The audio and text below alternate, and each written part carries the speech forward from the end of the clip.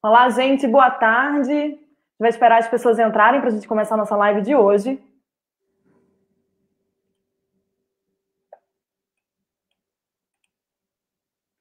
Boa tarde, gente. Esperar o pessoal entrar para a gente começar a nossa live. Oi, gente, boa tarde. Hoje a gente está em mais um Plantão da Quarentena com informação, solidariedade e resistência. A gente está um pouquinho atrasado no começo hoje, às 4 horas da tarde, por alguns problemas técnicos, etc. Mas agora a gente está ao vivo com vocês. E lembrando que todos os dias, de segunda a sexta, a gente está ao vivo aqui nesse momento no Facebook do Esquerda Online, com debatedores, com assuntos novos sobre esse momento tão crítico no Brasil e no mundo, com a pandemia do coronavírus, né? A gente hoje está começando nossa live com os convidados, né? Felipe Demier, que é historiador, professor da UERJ, da Universidade Estadual do Rio de Janeiro, com Valério Arcari, que é historiador e dirigente do PSOL, Cid Benjamin, que é jornalista, Rejane Roevelli, que é historiadora e professora da UFRJ, e a gente vai aproveitar também nessa live para fazer o lançamento do livro O Ovo da Serpente, a ameaça neofascista no Brasil de Bolsonaro, da editora Mauad, e que tem como autores Felipe Demier, Valério Arcari e Cid Benjamin. A gente queria começar com o Felipe Demier, que foi o organizador do livro, para explicar um pouco para a gente sobre o conteúdo do livro, né, o que é que ele vem trazer para a gente e como isso se coaduna com esse momento que a gente está vivendo no Brasil, né? A gente está falando aí da ameaça no fascismo do Brasil de Bolsonaro. Nesse momento da pandemia, como é que você está vendo isso, Felipe? Por favor, apresenta para a gente o livro e, em seguida, coloca a sua análise. Boa tarde, gente. Boa tarde, Rejane, Felipe, Valério. Cid daqui a pouco está entrando com a gente. Você pode começar? Boa tarde. Posso. Boa tarde, Carol. Boa tarde. Estão todos me ouvindo? Então, sim. Pessoal que está assistindo, boa tarde, Rejane, boa tarde, Valério. Daqui a pouco o Cid entra. Bom, esse livro, né, O Ovo da Serpente, a ameaça neofascista no Brasil de Bolsonaro, ele, na verdade, é uma reunião, né, uma coleção de artigos de nós três, né, eu, o Valério e o Cid, né, digamos, cujo recorte temporal vai mais ou menos desde a eleição do Bolsonaro, né, ali por volta de outubro, algum texto de setembro e tal, mas outubro, e atravessa esse período chegando praticamente até o atual momento, né, o livro se encerra mais ou menos no contexto da libertação do Lula e as tarefas que a esquerda tem que colocar para si mesma a partir daí, né? E o eixo, digamos, das abordagens, né, é um processo político brasileiro, um processo político bastante acelerado, intenso, desde das eleições de 2014, se a gente voltar um pouco mais, desde 2013, né, mas que tem uma inflexão política muito grande com as manifestações de massa dos setores conservadores em 2015 e com o golpe de 2016. Né? Portanto, tudo isso que a gente está assistindo ainda hoje, de forma mais exasperada hoje, né, remete, de certa forma, do ponto de vista desse travejamento temporal, né, histórico, ao golpe de 2016, né, e, portanto, a todo o processo que culminou com a eleição do Bolsonaro, portanto, que culminou com a eleição de um governo de traços neofascistas, né, em meio a um regime político democrático liberal blindado, uma democracia bastante restrita, né, mas uma democracia que foi, desde o golpe, intensificando o seu caráter reacionário, intensificando as suas tendências bonapartistas, as suas tendências autoritárias, né, e que, portanto, culminou com a eleição do Bolsonaro. Né? Os artigos do Valério, do Cid e os meus tocam, né, nesse eixo, digamos, do regime político, do processo político, das forças políticas, das classes sociais, né, e abordam vários elementos e aspectos e fatos que ocorreram até nesse né, de 2018 para cá, mas que, na verdade, parecem décadas, né? Tamanha a riqueza, não no sentido positivo, na maior parte das vezes, né? Mas tamanha a quantidade e a importância dos fatos que se sucedem, né? Como se o tempo político tivesse acelerado para a gente, né? eu queria dizer que foi um prazer para mim, é uma honra fazer esse livro com o Valério e com o Cid, que são duas referências políticas e intelectuais para mim, são de outra geração, né? Na verdade, o Cid mais velho, depois o Valério e eu, embora mais calvo que os dois, né? E que eu acho que foi uma boa combinação, digamos, nas formas de pensamento, de enxergar. O leitor vai perceber que não necessariamente há uma concordância em tudo, né? Mas as análises, de certa forma, se completam, né? E queria agradecer também a Rejane, né? Que a gente já tem uma parceria há muito tempo, a gente organizou junto e lançou a Onda Conservadora em 2016, né? E queria agradecer a ela por estar aqui hoje como convidada, até aceito o convite do Esquerda Online para esse lançamento e para esse debate, né? A live de hoje é importante porque a pandemia ela não pode ser analisada nem à escala mundial e nem mesmo no caso brasileiro como um fenômeno natural, não um fenômeno meramente médico ou biológico, né? Descolado do processo político, né? Ela é um ingrediente a mais, mas um ingrediente com muito peso, com muito teor nessa receita final do processo político crítico que a gente vive hoje, né? Onde um espectro nos ronda, né? O espectro de um outro golpe, o espectro de uma saída autoritária, que, ao que tudo indica, é a perspectiva do Bolsonaro, sobretudo depois do seu pronunciamento, da sua ofensiva, né, contra as instituições da democracia liberal, né? E, ao mesmo tempo, a resposta dessas instituições, que também não são propriamente amantes de um regime democrático, são as mesmas instituições que patrocinaram o golpe, cujo resultado, um tanto quanto inesperado, né, um filho bastardo, né, do golpe que essas instituições patrocinaram, foi Bolsonaro, né? Há uma divisão no andar de cima, há um conflito na Casa Grande, né? E a classe trabalhadora e a gente está tentando sair das cordas, começamos a sair das cordas nos últimos dias, eu acho. Eu vejo os panelaços como um respiro diante de uma classe trabalhadora, diante de um cenário onde a classe trabalhadora parecia ver a história passando por cima das suas cabeças, para relembrar aqui as palavras do Marx no 18 Brumário, né? Mas é um cenário ainda bastante adverso para a gente, né? Que tentar entendê-lo, e essa é um pouco a perspectiva não só do livro, como das lives que o Esquerda Online está realizando, né? Pode nos ajudar a pensar em como agir, quais são as nossas tarefas estratégicas, e quais são as nossas tarefas táticas diante disso, né? Acho que isso é uma questão que todos estão se colocando, estão pensando, né? E é muito bom aqui poder participar, né, desse debate com o Esquerda Online, e com o Cid, com o Valério e com a Rejane, né? São visões dentro do campo do marxismo, do socialismo revolucionário, né? O Cid não está aqui, então eu posso aproveitar para dizer que ele é, digamos, a ala mais moderada do nosso campo, né? do nosso livro, né? Mas depois ele entra e responde. É isso, boa tarde.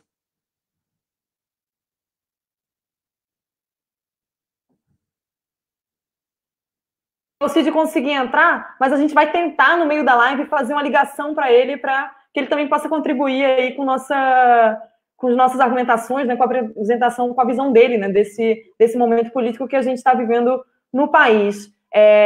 Valério, você é também um dos autores, né, do livro, e que fala sobre a ameaça do neofascismo, o neofascismo no Brasil com o Bolsonaro. Como é que você está vendo esse momento no país?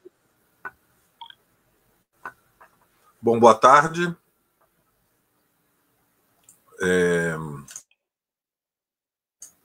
Não sei se estão me ouvindo, espero que sim. Bom, nós estamos numa conjuntura que se acelerou dramaticamente ao longo dos últimos 10 dias. Agora os dias não têm a mesma medida da situação que nós estávamos há 1 ou 2 meses atrás. Tudo se precipitou. A contagem do tempo social, da experiência política para as amplas massas, para milhões e milhões de pessoas, ela tem hoje um outro tempo. Isso ocorre quando a crise política se acentua. Essencialmente, do ponto de vista da análise de conjuntura, eu quero destacar 2 ou 3 elementos para a gente abrir um pouco a conversa. O discurso de terça-feira, evidentemente, é o ponto de partida. Ele abriu uma nova conjuntura política. O Brasil, estarrecido, ouviu Jair Bolsonaro fazer uma proclamação, que é um giro político, que deixa o Brasil numa situação muito peculiar, se nós olharmos para a realidade internacional, porque nós temos na presidência um dos raríssimos líderes mundiais que contesta a orientação dominante da Organização Mundial da Saúde diante do perigo da pandemia.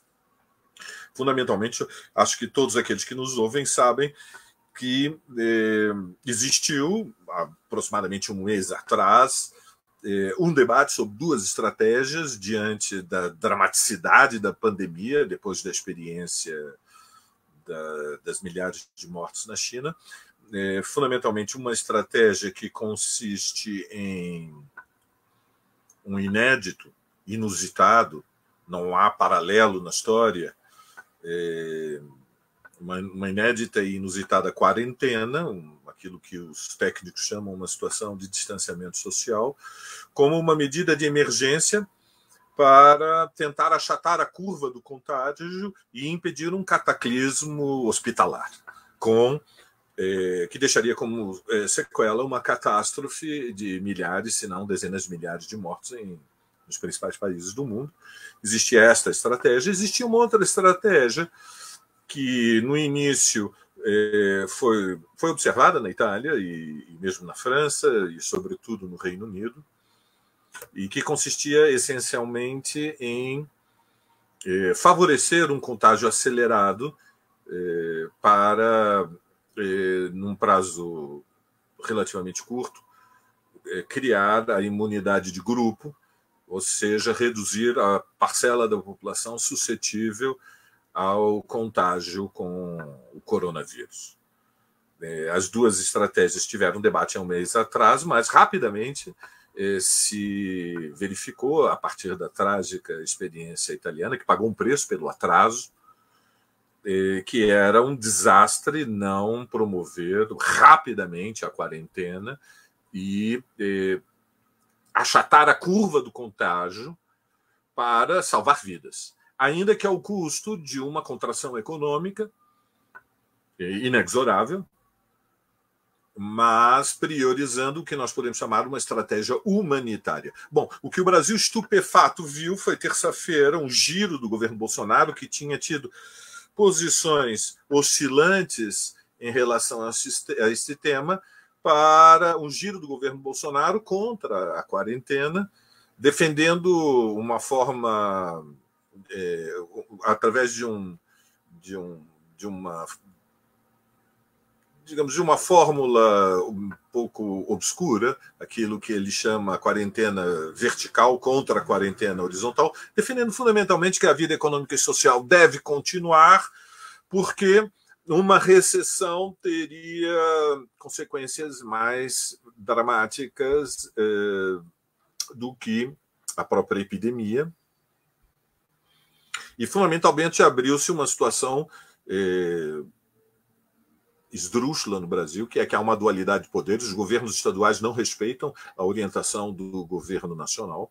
Há uma dualidade de poderes. A grande maioria dos governadores estão tentando implementar, ainda que de maneira parcial, uma estratégia de distanciamento social para tentar retardar, ganhar tempo e evitar que a extensão do contágio se traduza numa taxa de letalidade inadmissível. E, evidentemente, a questão de fundo para a esquerda, perdoem, não é digamos, a esquerda é a favor do distanciamento social, todas as organizações da esquerda são a favor do distanciamento social, mas isso não significa que nós apoiamos a política de Dória ou de Witzel contra Bolsonaro. Nós defendemos o direito à vida, nenhum destes governos garante direito à vida. A diferença é que, enquanto Dória é a favor de que a atividade industrial continue, e, portanto, que os operários se exponham ao perigo do contágio, que a construção civil continue, mas é a favor de fechar as escolas e fechar o comércio, Bolsonaro é a favor de que a vida siga normalmente e que o isolamento esteja essencialmente restrito somente à população idosa, que é aquela que, como nós todos sabemos, é mais vulnerável. A política de esquerda deve ser independente, na minha opinião, dos dois campos e defendendo essencialmente o direito à vida para todos, inclusive para aqueles que trabalham no metrô, que trabalham nas indústrias, que trabalham nas obras.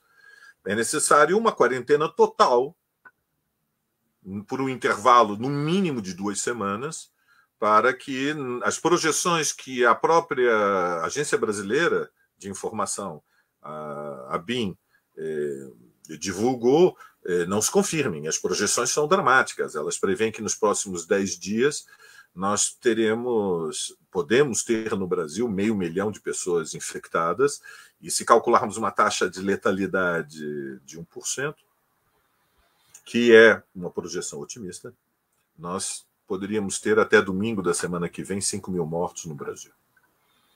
Então, um pouco abrir a conversa, nós estamos realmente numa situação muito grave, em que a responsabilidade da esquerda é muito grande, e, naturalmente, em todas as casas e aqueles que estão trabalhando se perguntam onde vamos. Vou deixar isso para o prosseguimento da nossa conversa, porque todos queremos ouvir a Rejane também.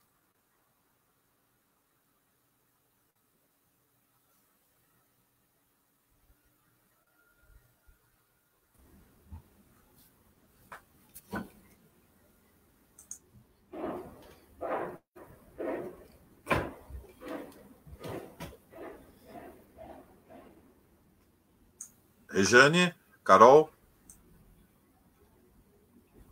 Oi, gente. Vocês estão me ouvindo agora? Agora sim. Ah, sim, eu estava sem áudio. Boa tarde. Obrigada, Valério. Rejane, boa tarde. Eu queria que você também contribuísse com a gente, né, com a nossa análise, né, sobre esse momento que o Brasil está vivendo, em especial com as posturas do governo Bolsonaro, né, e o que ele significa, na verdade, para a política brasileira, né, para instituições democráticas brasileiras e etc. Como é que você está vendo esse momento no Brasil? Bom, boa tarde. Primeiro de tudo, parabenizar essa publicação desse livro tão importante, né, O Ovo da Serpente, Ameaça Neofascista no Brasil, que reúne uma porção de textos bastante lúcidos, esclarecedores, e apesar da dificuldade enorme que é escrever ao longo dos acontecimentos, né, no calor das notícias, e agora também todas as análises que a gente faz também é bastante difícil por causa disso, né? Mas essa é a nossa tarefa. Então, parabenizar o Felipe, o Valério, o Cid. Esse, na verdade, é mais uma publicação de uma série de outras, né? Como o Felipe falou, alguns anos atrás a gente coorganizou o livro A Onda Conservadora, onde a gente já colocava ali, né, com 2015, quando a direita volta, né, para as ruas em massa no Brasil, uma mudança na relação de forças que acabou levando, né, ao golpe de 2016 e, por fim, a eleição do Bolsonaro em 2018. Né? E com isso, eu não quero dizer que esses acontecimentos já estavam inscritos em 2015, né? Na verdade, foi resultado de um processo histórico no qual a grande burguesia, principalmente representada pela Fiesp, né, ela levanta uma campanha pelas contrarreformas e pelo golpe, pelo impeachment da Dilma, né, que há pouco tempo no Roda Viva foi chamado de golpe pelo próprio Temer, né, e perde, né, perde a direção política, moral e intelectual desse movimento, que é o que abre o espaço para o crescimento de uma extrema-direita e que se canaliza aí em torno do Bolsonaro. Então, acho que esse livro vem a contribuir, né, nessa análise feita no calor dos acontecimentos, mas que é uma análise que tem se mostrado bastante resistente à prova do tempo, né, pelo que a gente tem visto. Bom, sobre o novo cenário, apenas alguns comentários iniciais. Me parece que desde o dia último 15 de março se abre um novo cenário dentro de um cenário que já era pavoroso, né? E a gente está vendo uma interseção de crises de variadas ordens, né? Uma crise institucional e federativa, né? Uma crise econômica que não que obviamente vai ser extremamente agravada pela pandemia, mas que já vinha de antes, né? E uma crise cuja resposta foi a resposta ultraliberal do Paulo Guedes, e uma crise social que, em pouco tempo, acredito que uma questão de semanas, pode se transformar numa convulsão social de dramáticas proporções. Né? Dentro da crise institucional, a gente vê uma fricção enorme, uma ruptura mesmo, né? Entre as instituições, né? Congresso, o Bolsonaro esticando a corda ao máximo que ele pode, né? Contra o Congresso, contra o STF, contra os governadores, o ataque à imprensa. E o que é importante ver é que, para o Bolsonaro, é um cenário de tudo ou nada, né? Ele não vai recuar. Primeiro porque ele ainda possui, na minha avaliação, bastante força e organicidade nessa força dentro das polícias militares, dentro do Exército, e o apoio ainda da maioria dos setores fundamentalistas e obscurantistas em geral.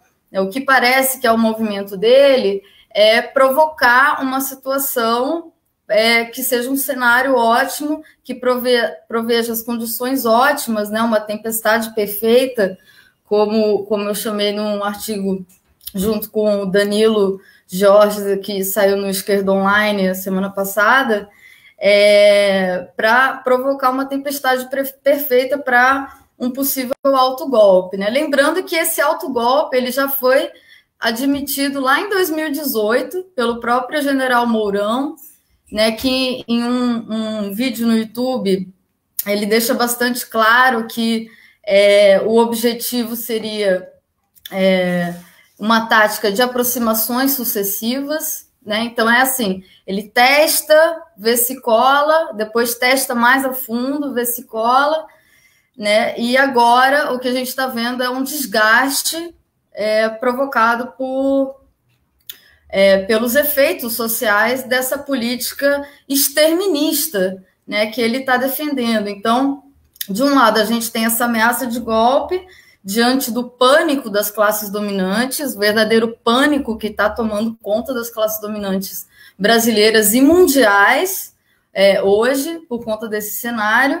E no Brasil, a gente é caracterizado por movimentos das classes dominantes que são sempre movimentos preventivos, né? Então, o conceito da contra-revolução preventiva, eu acho que é fundamental para a gente entender os próximos passos que vão acontecer. Por fim, né, a grande questão que o Valério enunciou muito bem é que essa estratégia de contenção, né, e de uma mitigação muito, muito pequena, não era o que eles queriam, né? O Bolsonaro, principalmente, né? Então, eles queriam uma estratégia malthusiana, né? De morra quem tiver que morrer, salvar as grandes empresas e proteger os ultra ricos, né? Essa era a estratégia deles. E o que a gente está vendo é que, diante da possibilidade de uma convulsão social, de uma hecatombe social, né? A gente já está vendo saques, rebeliões em presídios, a extrema-direita sendo obrigada a aplicar um programa social liberal de maneira ampla e urgente. E isso a gente vê, inclusive, nos Estados Unidos, né? O Bolsonaro imita o Trump, só que não imita a parte, né, em que o Trump está liberando bilhões e bilhões de dólares para as pessoas poderem ficar em suas casas ou para mitigar a convulsão social, né? Ele também não está muito preocupado com os mortos em relação à epidemia. Bom, acho que esses são os meus comentários iniciais e aí vamos para o debate. Obrigada, Rejane. A gente está com um problema técnico com o Cid, mas está tentando falar com ele via áudio, né, para ele também enviar uma contribuição para a live, mas inclusive já se dispôs para outro momento. Mas a gente ainda está tentando falar com ele para incluir, né, a visão dele aqui nessa live. Felipe, voltando a você, né, saiu hoje um editorial do Valor sobre o Bolsonaro, né, sobre a possível queda ou não do Bolsonaro. E, inclusive, tem muitas divisões aí, né, dos governadores dos estados que se pronunciam contra as medidas que estão sendo colocadas pelo governo federal como prioritárias, o próprio ministro da Saúde, algumas empresas começam a se posicionar, né, dos setores da burguesia.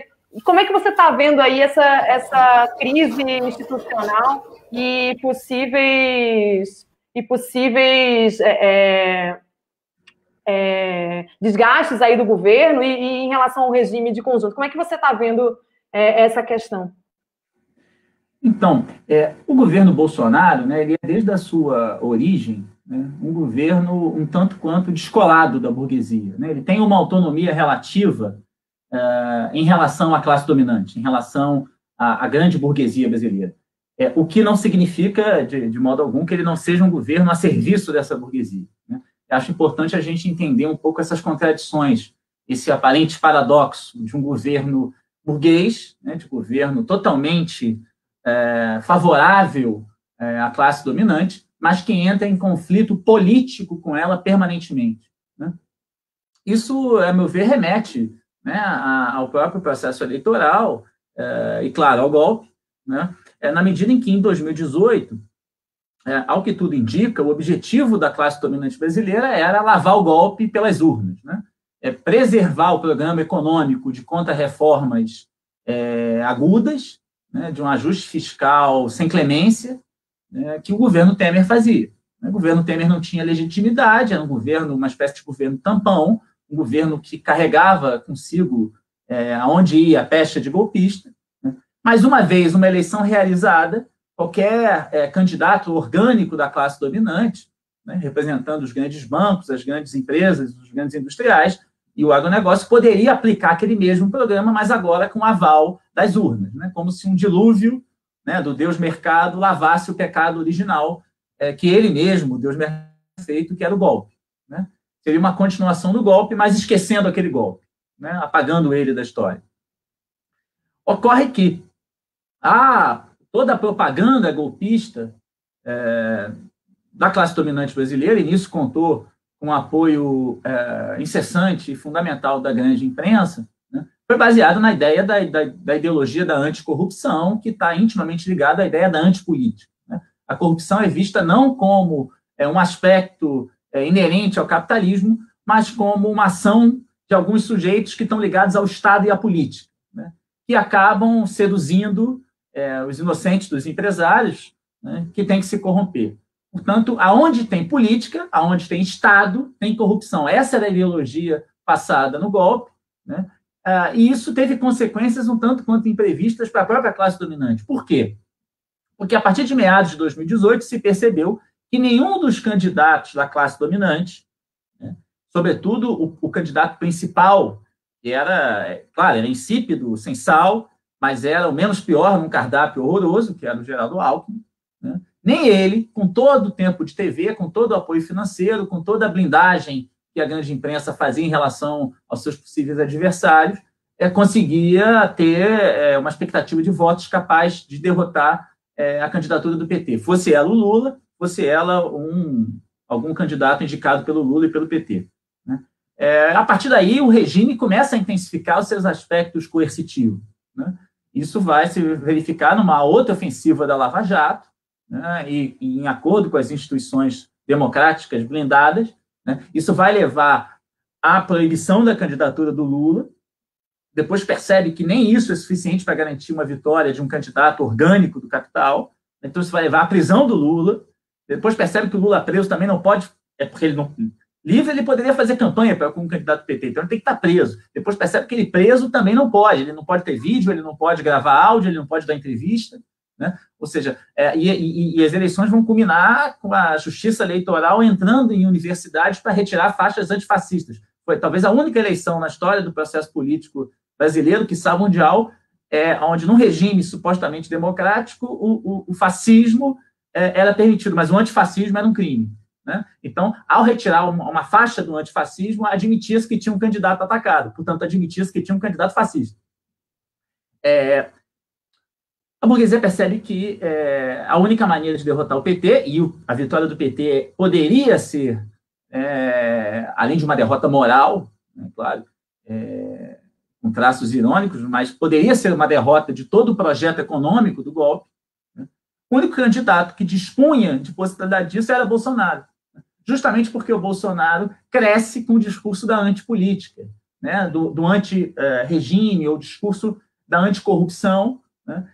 E conta com o apoio de setores médios, dos estratos mais conservadores, das classes médias, que foram utilizados pela classe dominante brasileira e pela imprensa para dar o golpe.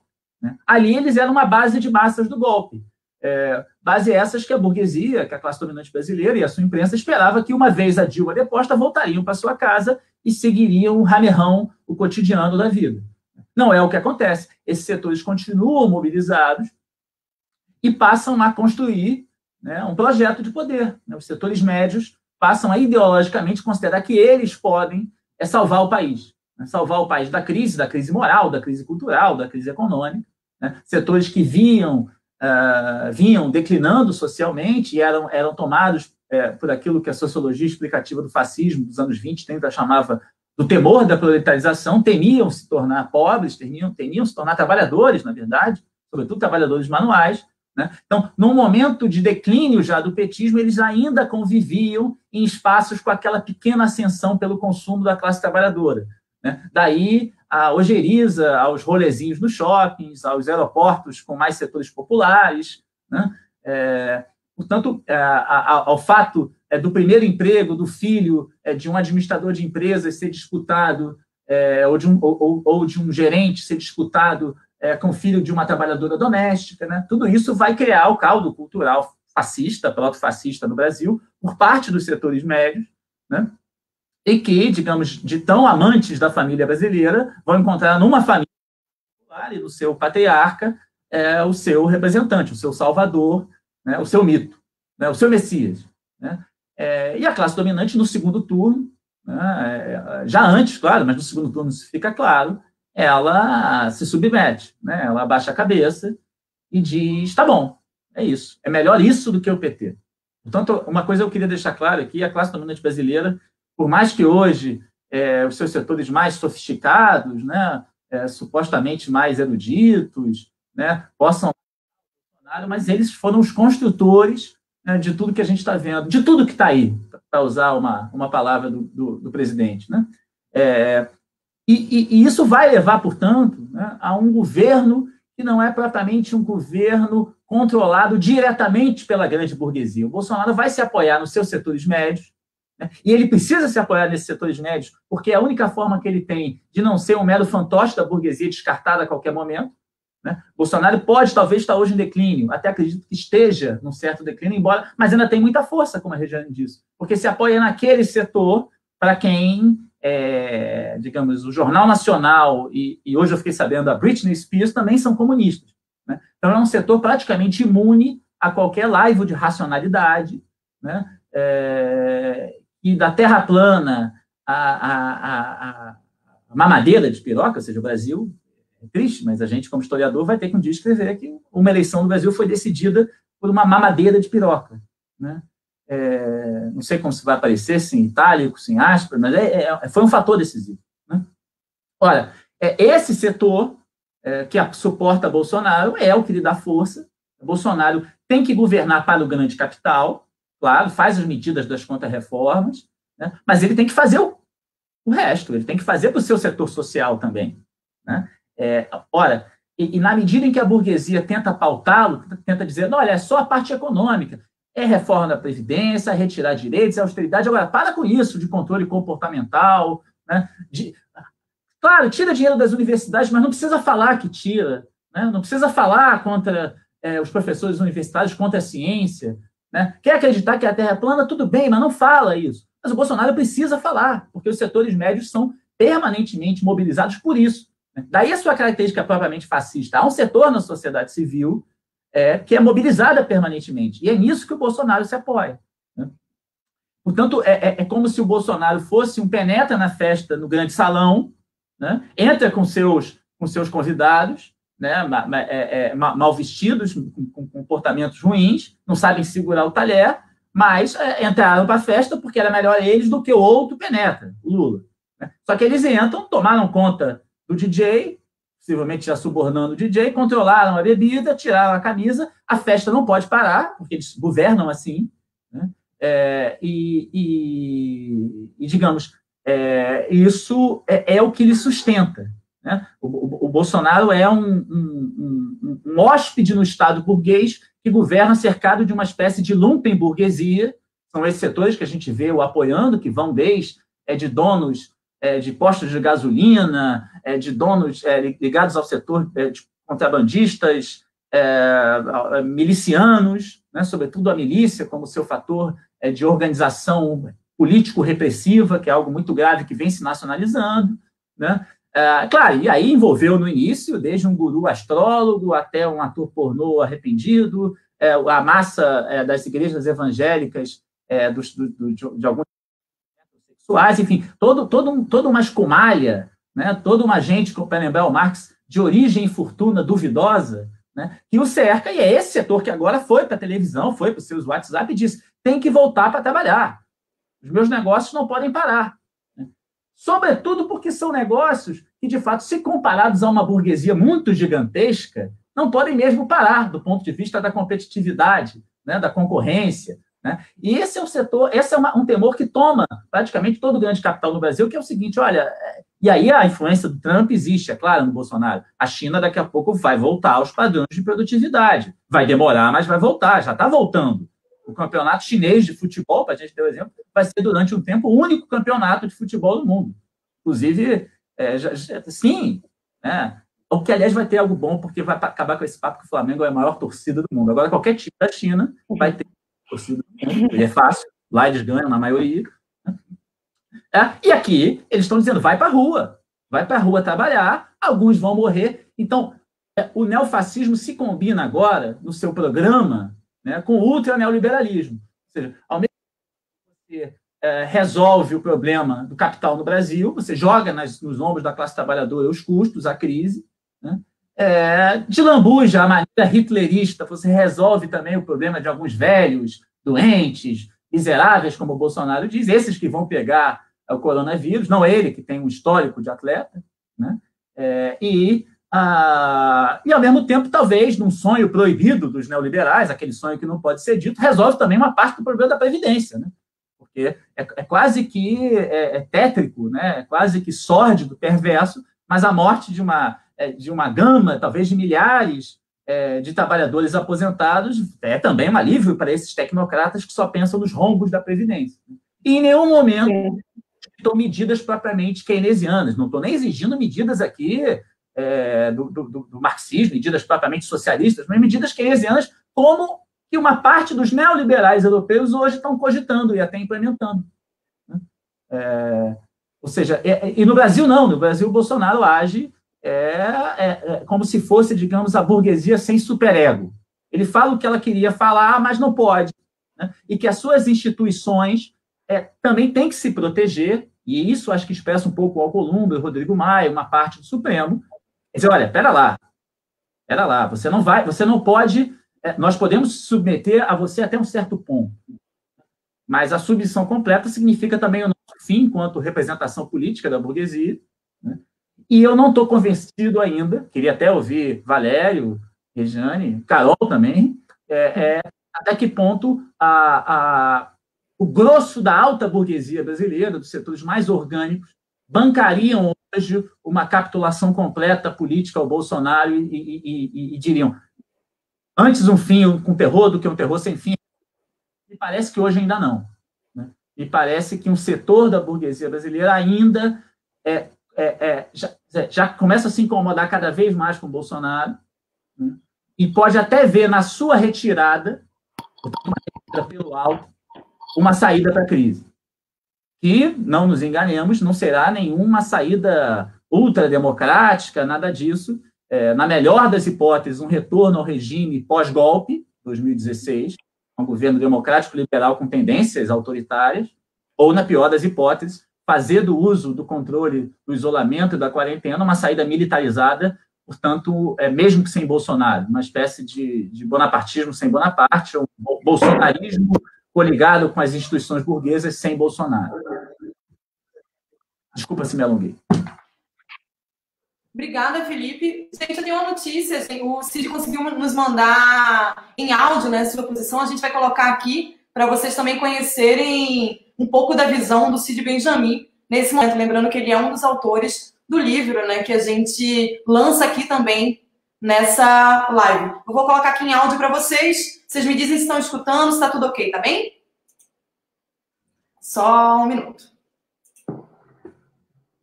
Bom, pessoal, quero começar pedindo desculpas a vocês pela minha absoluta incompetência para tratar com esses aparelhos com tecnologia mais avançada.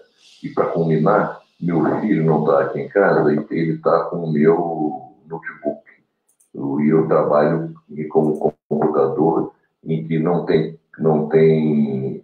na verdade, o monitor é de televisão, então não tem câmera, não tem, enfim, microfone, não tem nada. Mas então a solução foi gravar, depois de eu apanhar muito do microfone, do meu celular, é gravar aqui um áudio e, enfim, reiterando, pedindo desculpas. A essa altura, um debate que seria sobre o conteúdo do livro, ele está meio atropelado pelos fatos, quer dizer, não tem nenhum sentido a gente comentar a essa altura do campeonato, ou se limitar, pelo menos, a comentários a essa altura do campeonato a respeito de artigos escritos no ano passado. A coisa mudou muito. A realidade evoluiu demais. E, aliás, estamos gravando alguma coisa aqui. Semana que vem pode estar inteiramente diferente. Já. Eu insisto que há uma semana o quadro era bastante diferente do que é hoje. Inclusive, posições assumidas há uma semana, elas envelheceram rapidamente. Isso é próprio das crises, na verdade. Bom, nós estamos num período desde a eleição e o início do governo Bolsonaro, estamos num novo período, não é só uma mudança de conjuntura, é um novo período que se abre com um projeto de extrema-direita, próprio-fascista, etc. Já havia uma série de elementos, quer dizer, do governo Bolsonaro que eram profundamente prejudiciais aos trabalhadores, ao país como um todo, à soberania nacional, etc. Com a questão da pandemia, Bolsonaro mostrou também uma absoluta falta de condição de conduzir o país numa situação de crise. É uma pessoa... Já era complicado você ter uma crise como essa, alguém de extrema-direita no comando do país. Porque, naturalmente, os olhares da extrema-direita não se voltariam para o conjunto da população, para os mais pobres, os mais vulneráveis, os trabalhadores. Pior, é um sujeito como o Bolsonaro, que é um fraco. É uma pessoa, enfim, sem nenhuma condição de dirigir coisa nenhuma. Entende? Ele, como militar, imagina que numa guerra... Vou retomar. Bolsonaro, como militar, numa situação de conflito, deve ser uma absoluta nulidade. O fato é que é preciso, hoje em dia, enfrentar a situação do Brasil de uma frente. A primeira delas era cumprindo as orientações dos órgãos de saúde, da Organização Mundial de Saúde, até do próprio Ministério do Bolsonaro, ficando em casa, evitando a propagação da epidemia, ficando em casa. É preciso também aprovar uma série de medidas excepcionais para apoiar os mais pobres.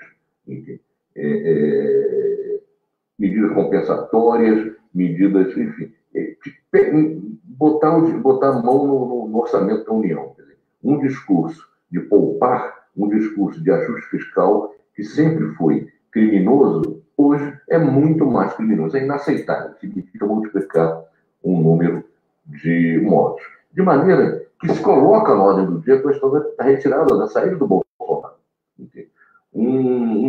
Esse debate, inclusive, era um há 10 dias e é outro hoje. Hoje é urgente a saída do Bolsonaro. Como tirá-lo?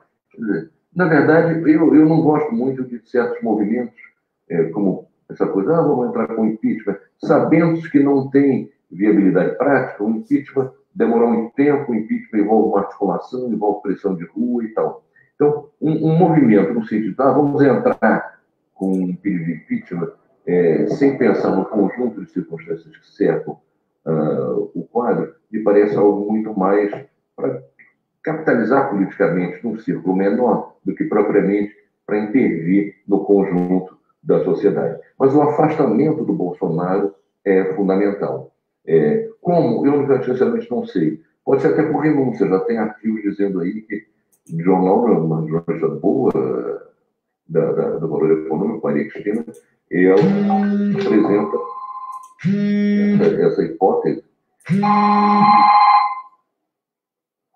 apresenta a hipótese de o que estaria sendo estudado, discutido em algum momento, do Bolsonaro renunciar em troca de anistia para os crimes cometidos pelos seus filhos, por ele próprio. Bom, eu já não sei, mas é preciso que saia o Bolsonaro. É preciso que saia. Uma pressão pela renúncia dele pode ser uma solução, ou busque os vários crimes de natureza eleitoral durante a eleição e crimes posteriores também, que são muito mais graves do que os crimes cometidos pelo Collor, por exemplo. Não digo nem pela Dilma, que foi uma forçação de barra, mas pelo são crimes muito, muito mais graves. De maneira que é preciso buscar uma forma de retirar o Bolsonaro. A melhor maneira, neste momento, é aumentar o grau de fritura dele. Mobilizar a sociedade civil, denunciar, fazer o panelaço, tornar impraticável para ele governar, porque ele já não está governando mesmo, aumentar essa pressão. Aumentando-se a pressão e crescendo o movimento, o conjunto da sociedade, pela saída dele, uma fórmula jurídica, política, vai ser encontrada. Eu chamo a atenção que, inclusive, eu sou vice-presidente da ADI, depois daquele pavoroso pronunciamento dele na televisão, há 2 dias, nós, na ADI, resolvemos dizer claramente que a ADI é uma entidade, está longe de ser uma entidade extremista, mas por ampla aceitação e quase unanimidade, resolvemos afirmar em alto e bom som que Bolsonaro não reúne condições mais para governar o país. Então, é preciso buscar uma solução para isso. É interessante ver que essa nota da lei tem uma repercussão muito grande, maior até do que a gente imaginava, inclusive nos jornais e telejornais conservadores. Deram muito espaço a isso. O Jornal Nacional hoje, que é um jornal conservador, neoliberal, que apoiou o Bolsonaro, foi decisivo para derrubar a Dilma, ele está fazendo edição muito boa jornalisticamente, inclusive, e não está poupando o Bolsonaro. Enfim, ele já está perdendo, já perdeu, inclusive, o apoio de boa parte da grande burguesia, da qual os Nações Globos são porta-vozes. De maneira que aumentar essa fritura, aumentar a pressão, porque isso acontecendo vai se buscar uma saída. Se o impeachment parece inviável do ponto de vista do tempo que exige, e estamos diante de um problema grave e urgente, do ponto de vista de que exige um Congresso funcionando, e o Congresso não está funcionando normalmente, quer dizer, a fórmula vai ser encontrada. O momento, então, é de aumentar a pressão contra o Bolsonaro, aumentar a fritura dele, claramente dizendo ao país aquilo que o país já está vendo, já sabe de qual é salteado. Bolsonaro não dá mais. E, portanto, a nossa palavra de ordem deve ser fora Bolsonaro. A forma como isso vai se dar, o tempo, a vida e os próximos dias vão mostrar. Então, eu, enfim, renovo aqui meu pedido de desculpas pela minha ignorância tecnológica, mas o recado que eu queria dar, basicamente, era esse. É o momento de aumentar a fritura, aumentar a pressão e botar para fora o Bolsonaro. Um forte abraço a todos. Esse foi o áudio de Cid Benjamin, né, que é jornalista e um dos autores do livro que a gente lança nessa live, né, que se chama O Ovo da Serpente, a Ameaça Neofascista no Brasil de Bolsonaro, da editora Mauad. Muito obrigada, Cid, pelo áudio. A gente conseguiu também, né, que sua contribuição viesse ao debate, muito importante. E eu queria ouvir do Valério, né, o Cid, ele fala um pouco das necessidades desse momento, né, tipo, em relação ao governo. Como é que você vê isso? Assim, qual o papel dos trabalhadores, dos movimentos sociais, dos partidos de esquerda em relação à postura com o governo Bolsonaro? Assim? Como é que você vê essa questão?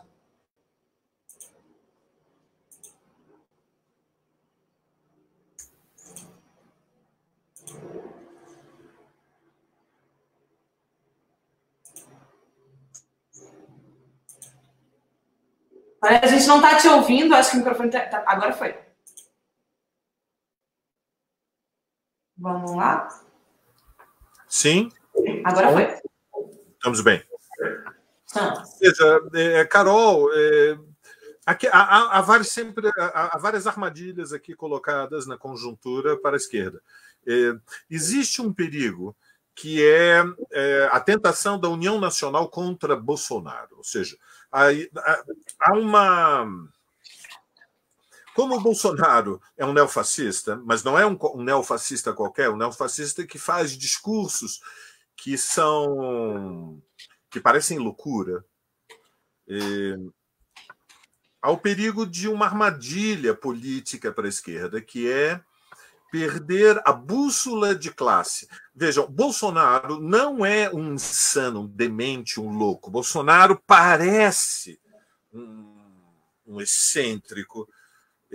Há elementos maníacos no seu discurso político, mas Bolsonaro representa uma fração, não só da burguesia brasileira, mas uma fração que é internacionalmente muito poderosa dentro da ordem imperialista da qual nós estamos inseridos. Bolsonaro responde a Trump, ao nacional imperialismo norte-americano, que quer manter a sua posição de supremacia e que se sente ameaçado pela ascensão da China, pela existência de países independentes como a Venezuela ou o Irã. Portanto, embora a posição, neste momento, de Bolsonaro, diante da pandemia, da tragédia que está anunciada para as próximas 2 semanas, com o perigo de uma escalada exponencial do contágio no Brasil, com algumas milhões de pessoas sendo portadoras do vírus, e uma imensa massa do nosso povo desprotegido, e a impossibilidade de uma das maiores conquistas históricas da classe trabalhadora, que é o SUS, o Sistema Único de Saúde, a impossibilidade desse sistema absorver todos aqueles que terão enormes dificuldades respiratórias e vão depender de atendimento intensivo ou semi-intensivo para não morrer. Diante dessa situação dramática, a posição do Bolsonaro, ela estimula uma espécie de união nacional contra Bolsonaro, como se diante desta tragédia Witzel e Dória merecessem o nosso apoio. A esquerda tem que construir um terceiro campo, porque Witzel e Dória tampouco são a favor de salvar vidas. Witzel e Dória apoiam a proposta do Maia, de confisco salarial do funcionalismo. Witzel e Dória são a favor de considerar que as indústrias são atividade essencial. Todas as indústrias são atividade essencial. O que está suspenso são as aulas nas escolas, nas universidades e o comércio. Então, observa, há um problema também mais de fundo, que é que a explosão do bloco político, social, reacionário, que deu sustentação ao golpe contra Dilma Rousseff, apoiou Cunha, e o processo do impeachment, e a posse do Temer, e engoliu. O Congresso Nacional engoliu Temer depois da denúncia do Joesley, da conversa absurda na garagem no Palácio do Jaburu. E nós tivemos Temer, e tivemos a lei das terceirizações, e tivemos a reforma trabalhista, e Temer com menos de 10% de apoio. Cumpriu seu mandato até o fim.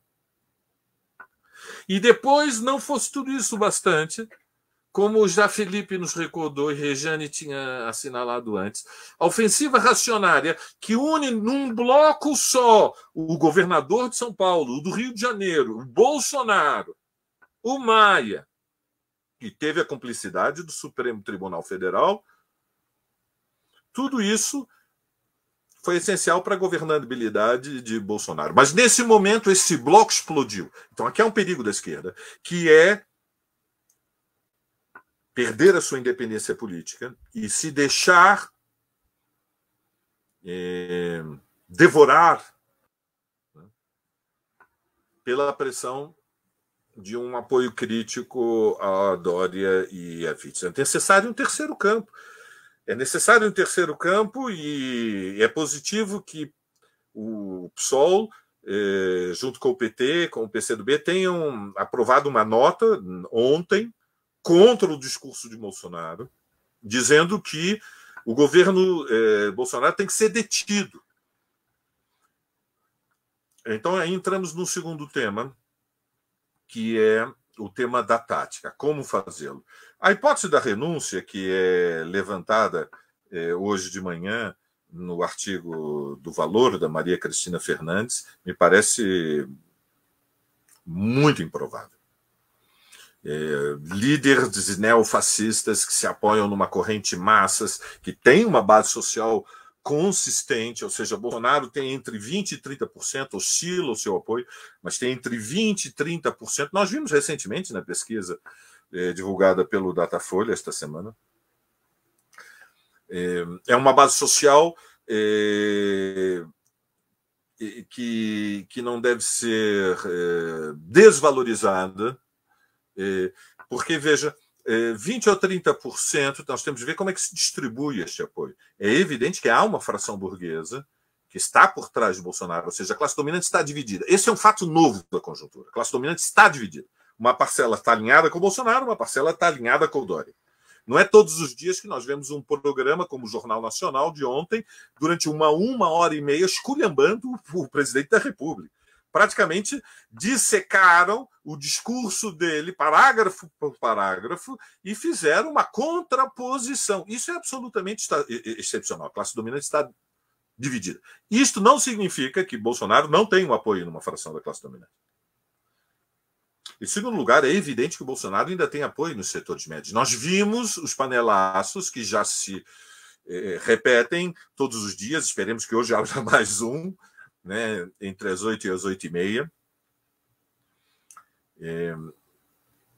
Mas há setores da classe média que mantêm o alinhamento com o Bolsonaro, são setores que têm um peso social que é muito maior do que seu peso numérico.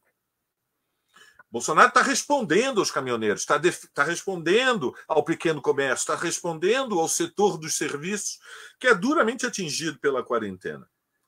E até o momento, a política de Bolsonaro para atenuar as sequelas, o flagelo, para aqueles que não podem confortavelmente se proteger no isolamento social dentro das suas casas, é a proposta de R$200 para os informais, junto com um pacote do Banco Central que tem sentido, quer dizer, que tem significado, não é um pequeno pacote, aquele que foi anunciado pelo presidente do Banco Central na entrevista de segunda-feira de manhã, mas nós sabemos que entre a promessa de liberação de recursos, liberando os bancos das suas reservas, O compulsório das reservas bancárias estaria disponível para favorecer empréstimos de emergência. Entre a política do Banco Central e, de fato, estes bônus para o setor empresarial vai uma distância.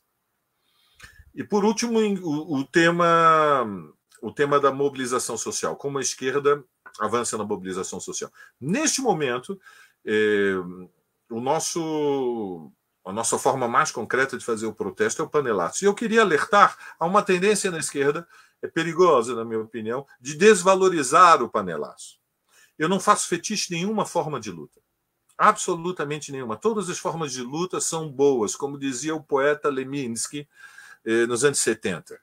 Todas, as manifestações, as greves, as pedras, os poemas, as músicas, as piadas, todas as formas de luta são úteis. Nesse momento, nós não podemos fazer concentrações nas ruas, mas nós podemos fazer os panelaços. E eles têm uma incidência, têm uma audiência.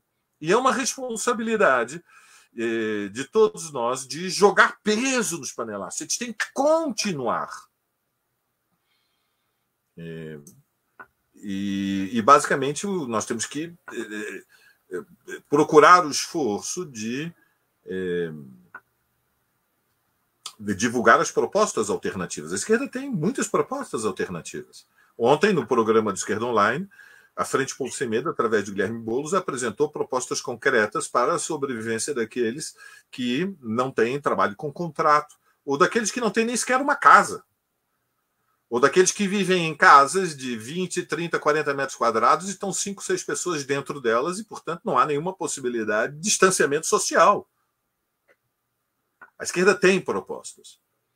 O tema, por último, mais delicado, que é o tema do impeachment. Eu acho que todas as formas de luta são justas, é uma tática parlamentar. A possibilidade dela ser aprovada sem que a divisão na burguesia aumente mais é pequena, mas há uma situação nova, de fato, em relação à tática do impeachment. Então, não sou a favor de hostilizar a iniciativa que alguns no PSOL tomaram. A divisão burguesa é indispensável para poder avançar um projeto de deslocamento do Bolsonaro por dentro do Congresso Nacional e, digamos, Bolsonaro está cavando uma divisão burguesa. Ele está fazendo uma luta política frontal contra o governo de São Paulo e contra o governo do Rio de Janeiro. E, por último, um esclarecimento, Carol. Você me anunciou como dirigente do PSOL. Eu devo esclarecer que eu não sou dirigente. Isso é um mal-entendido. Eu sou motociclista, aquarista, sou militante da resistência, mas nunca fui eleito para a direção do PSOL. Sou um cozinheiro esforçado e pratico corridas de longa distância, mas não sou dirigente do PSOL.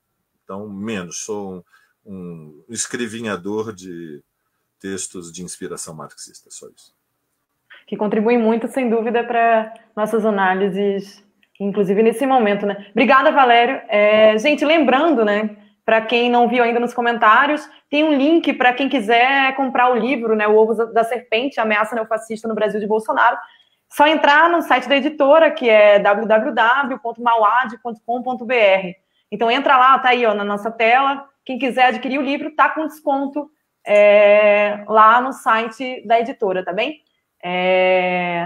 Gente, eu queria anunciar para vocês, né? Logo em seguida a gente vai passar para os comentários também de quem está aí na live, está comentando, e quem quiser fazer alguma pergunta para os nossos participantes, manda aí agora que a gente vai começar a anotar e incluir algumas perguntas aqui para eles poderem interagir com vocês. Então, não deixe de fazer isso. Também lembrando, como o Valério colocou, o Boulos ontem, né, colocou uma campanha que está sendo realizada, né, porque para além dos governos, das iniciativas dos governos que são muito insuficientes, os movimentos sociais, as entidades de classe em geral, as comunidades, elas têm que fazer, e algumas já estão fazendo campanha de solidariedade. Então, o MTST tem campanha de solidariedade. A gente tem uma matéria da Carolina Freitas também no site do Esquerda Online que fala um pouco sobre essa questão e tem vários exemplos de campanhas que estão sendo realizadas, então não deixem de conferir e contribuir. A gente vai tentar colocar, inclusive, nos links aqui, nos comentários aqui da live, alguns links para vocês acessarem, porque é fundamental nesse momento para a sobrevivência de parte das famílias que, infelizmente, não têm condições de se manter aí na quarentena e vai sofrer os impactos da crise econômica e das políticas do governo Bolsonaro. Né? Para continuar nosso debate, eu queria ouvir da Rejane, né? A gente teve um anúncio, por exemplo, agora, da mudança de grande parte dos quadros, né, dos dirigentes aí do comando das Forças Armadas, e eu queria ouvir, porque a Rejane escreveu um artigo sobre isso no Esquerda Online, que fala que o nome é Pandemia e Golpismo, a Tempestade Perfeita no Brasil, né? Foi em conjunto com Danilo George, e eu queria ouvir de você como é que você está analisando o papel das Forças Armadas nesse momento crítico do Brasil.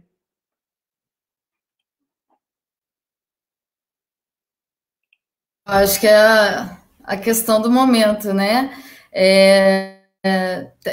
As pessoas estão analisando, né, qual foi esse movimento de hoje, na verdade, né? Então é até complicado para mim analisar qual foi esse movimento de hoje. Foi uma exoneração do alto comando, uma exoneração significativa, né? Alguns dizem que isso sempre acontece mais ou menos às vésperas do aniversário do golpe, né? 31 de março, mas obviamente que essas exonerações estão relacionadas com as divisões que existem entre os militares, né? Não somente no Exército, como também nas polícias militares.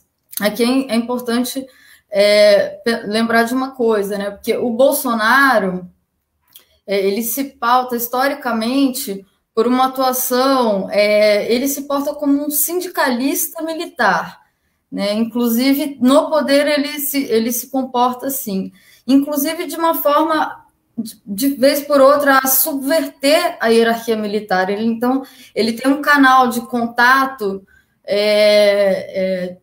orgânico, direto, com largos setores, principalmente dentro das polícias militares, as milícias, obviamente, né, e também dentro dos subalternos das Forças Armadas, que passa por fora da hierarquia militar, né? Isso está apontado nesse texto que você mencionou, Carol. Mas, assim, tem uma reportagem da Folha de São Paulo, acho que de ontem, que coloca que, dentre todas as divisões do alto comando, hoje, existe um núcleo que é mais orgânico, né, que é o Comando Militar do Leste e aquele comando das Olimpíadas de 2016, né, e são basicamente 3 ministros, o Fernando Azevedo, do Ministério da Defesa, o Luiz Eduardo Ramos, né, da Secretaria de Governo, e principalmente o Braga Neto, que está na Casa Civil, né, que é, inclusive, uma ironia bastante grande, né? Nem na ditadura militar eles colocavam militares na Casa Civil. Mas, então, existem alguns núcleos um pouco mais orgânicos e coesos. O Mourão, ele não é propriamente muito popular dentro das Forças Armadas, né? O general Heleno é mais, e o Braga Neto, pela sua atuação, inclusive como o interventor que dirigiu a intervenção militar no Rio de Janeiro, que levou mais de um ano e que, inclusive, foi no período do assassinato da Marielle, é bom lembrar disso, né?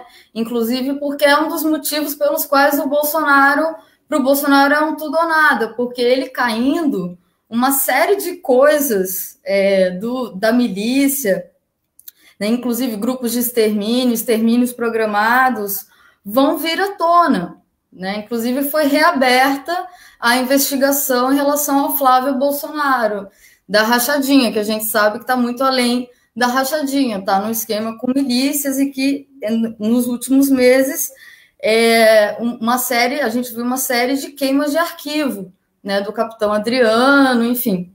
Então, existe uma divisão grande entre os núcleos militares, que é dificílimo de mapear, né? Tem alguns, o Defesa-Net, o Observatório Militar da Praia Vermelha, algumas fontes de informação, esse documento da ABIN que vazou ontem, que dá para a gente ir tentando entender, mas, por enquanto, o que eu acho que vai ficar em questão é que a própria unidade das Forças Armadas pode ser colocada à prova, né? Inclusive, a notícia que chegou hoje, não sei se está confirmada, mas é bem provável que seja real, é que existem cerca de 300 policiais militares no Rio de Janeiro contaminados com a Covid, né? Então, pode existir uma resistência de setores dos militares que podem simplesmente não querer sair. E, por outro lado, a gente está vendo na Itália, por exemplo, existem tarefas em relação ao isolamento para conter a epidemia que só podem ser realizadas pelo Exército, né? Inclusive o transporte de cadáveres, né? Então, para a gente é uma situação inédita e extremamente paradoxal, porque a gente não vai poder ser contra que existe uma força coercitiva para garantir a quarentena, mas, ao mesmo tempo, a gente sabe que todos esses dispositivos inscritos pelo Moro, que é, aliás, um dos poucos nomes, né, da caquistocracia, né? Eu gosto muito desse termo do Toledo, né, jornalista da Piauí. Ele é um dos poucos dessa caquistocracia que está relativamente preservado. Ele tem muitos segredos e ele pode ser o fiel da balança de qualquer novo governo ou regime que se apresente, né? Então, assim, isso em relação aos militares, mas eu queria comentar também sobre essa divisão das classes dominantes, porque também está difícil de analisar, inclusive há levantamentos em curso, né? A pesquisadora Elaine Bortoni está levantando já desde 2018 quais são os setores e os empresários que apoiaram, dando a cara, né, nas eleições de 2018 e qual é a posição deles hoje, né? Então, a gente tem não só esses caricatos, né, Luciano Hang, o dono do Madeiro, né, isso que o Felipe chamou de lumpenburguesia, né? Mas a gente tem também os setores, porque essas divisões elas não se dão apenas em termos de interesses econômicos corporativos, elas também são ideológicas.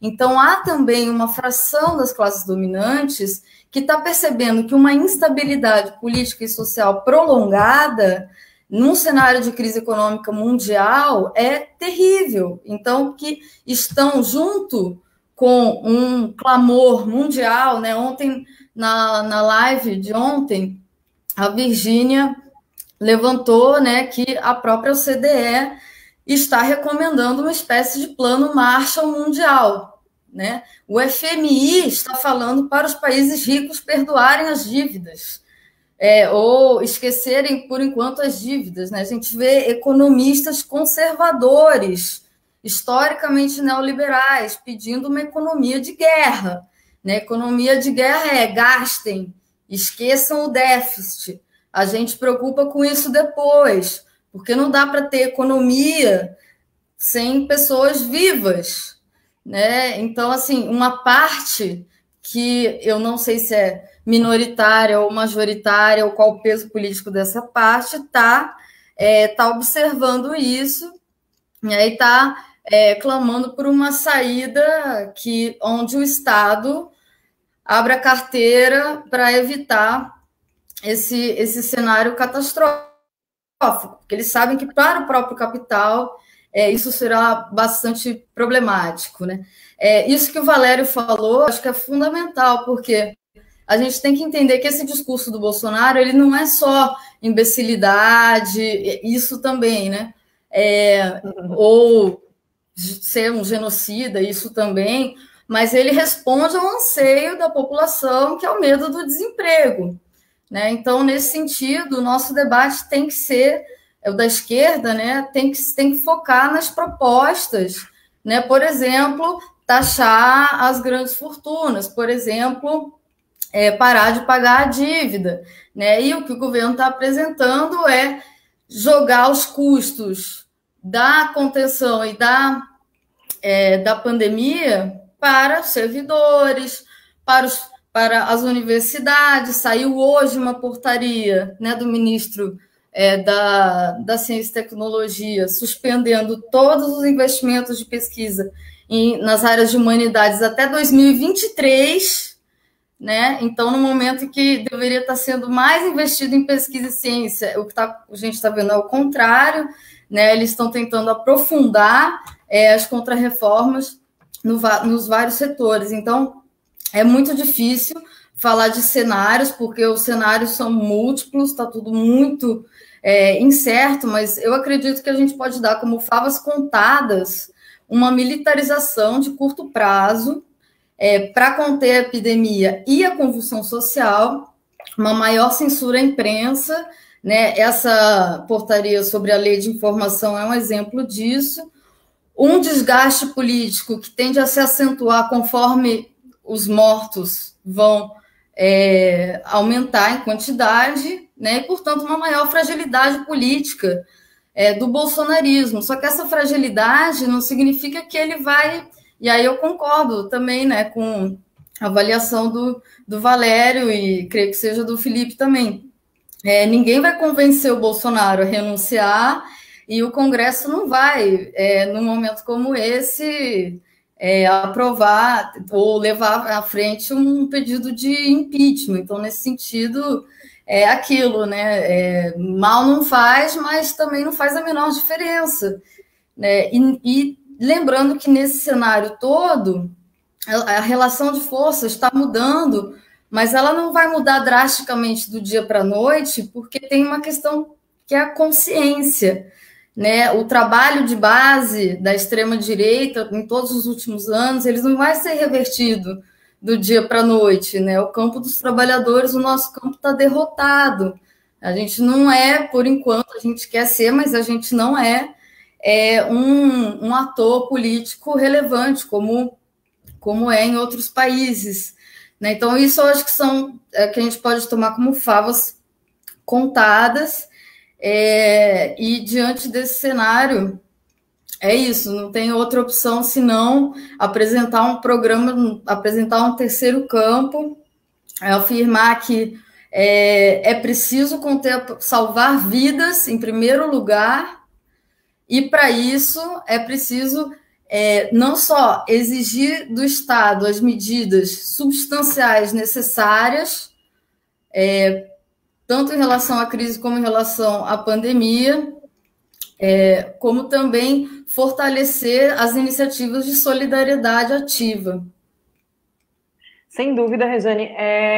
Eu queria lembrar, inclusive, você citou as campanhas de solidariedade, a gente colocou aqui nos comentários, e eu queria citar algumas, né? A da Rocinha, que é a Rocinha Resiste, Juntos pelo Complexo do Alemão, Fundo Emergencial para os Sem-Teto afetados pelo coronavírus, né, do MTST. A Uniafro também está fazendo uma campanha para auxiliar pessoas afetadas pelo Covid. Ação de Solidariedade Franciscana. Então, tem vários links que a gente colocou aqui embaixo para vocês verem. Tem um texto da Carol Freitas, de São Paulo, no Esquerda Online, que chama Solidariedade em Tempos de Pandemia, que ela cita várias campanhas aí. Então, não deixe de acessar, porque é parte também das nossas tarefas desse período. Eu vou colocar aqui para vocês uma notícia não muito boa, né, que são os índices que foram apresentados agora acabam de ser apresentados pelo Ministério da Saúde, né, agora às 3 horas, das novidades sobre a pandemia aqui no Brasil. Vou colocar para vocês todos verem. Infelizmente, a gente começa a ter um caso no Centro-Oeste, né, que a gente não tinha anteriormente. A gente tem um caso em Goiás. Então, são esses os dados. Acredito que todo mundo está vendo, né? São 2.915 mortos. 2.915 casos, né, confirmados, aliás. 77 mortos. A gente tem um caso no Amazonas, 3 casos no Ceará, 3 casos em Pernambuco, né? Subiu o número. Em São Paulo, 58. Em Goiás, que é o primeiro caso do Centro-Oeste, que é apresentado hoje, né? 1 em Goiás.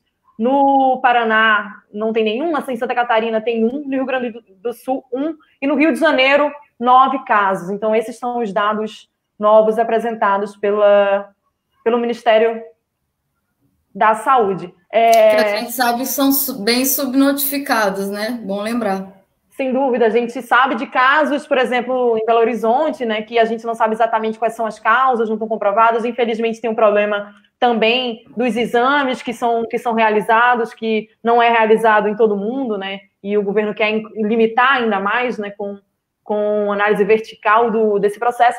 A gente queria ir para uma etapa agora da nossa live. A gente já está em 1h20 de live, então, para a gente ir concluindo e colocando as questões finais, mas da interação com o pessoal que está em casa e que comentou com a gente. Aí, a primeira interação da G. Freitas, do Pará. Falem um pouco mais sobre o discurso do Bolsonaro. Houve um direcionamento, falou aos milhares de trabalhadores e trabalhadoras informais que saem de manhã para conseguir o alimento do dia, se não houver quarentena remunerada. Essas pessoas vão precisar sair para garantir a subsistência. Já há maior movimento nas ruas hoje. Aqui em Belém percebemos isso. Portanto, não foi aleatório o discurso. Houve um direcionamento, ele não tem nada de louco, é consciente, é projeto de sociedade. E aí, ela repetiu a pergunta, que aí a gente pediu para repetir, né, para ficar aí nos últimos comentários, para a gente poder colocar aqui na interação com os nossos convidados. Mais alguma questão, Carol?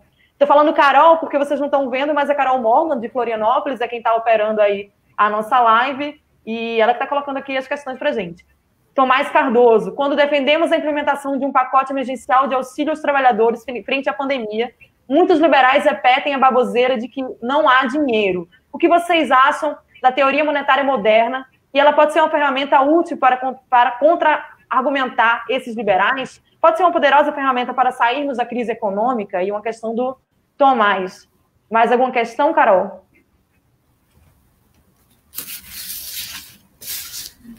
Vamos esperar aqui. Tatiane Araújo.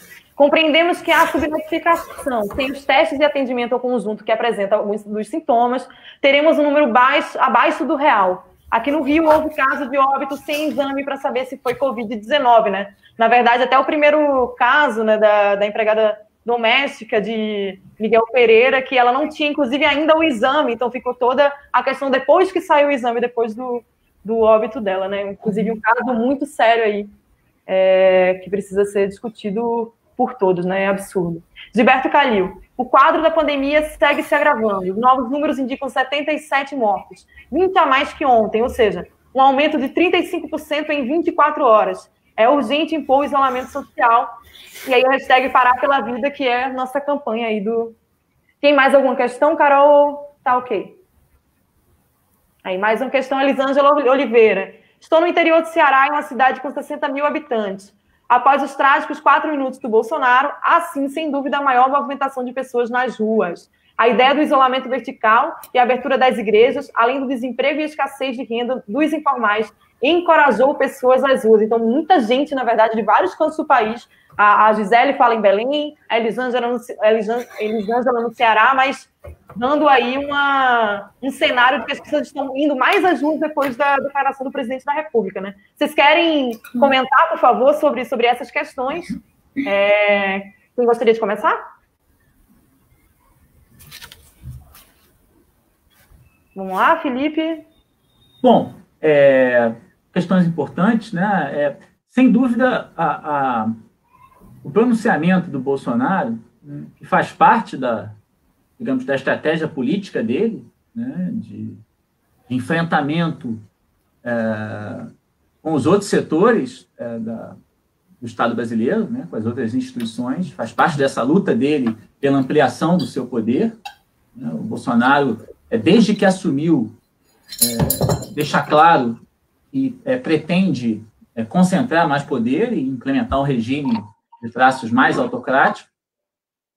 Aliás, nesse ponto, diga-se de passagem, o Bolsonaro pode ser chamado de muita coisa, menos de mentiroso, né? Pelo menos mentiroso nesse aspecto, né?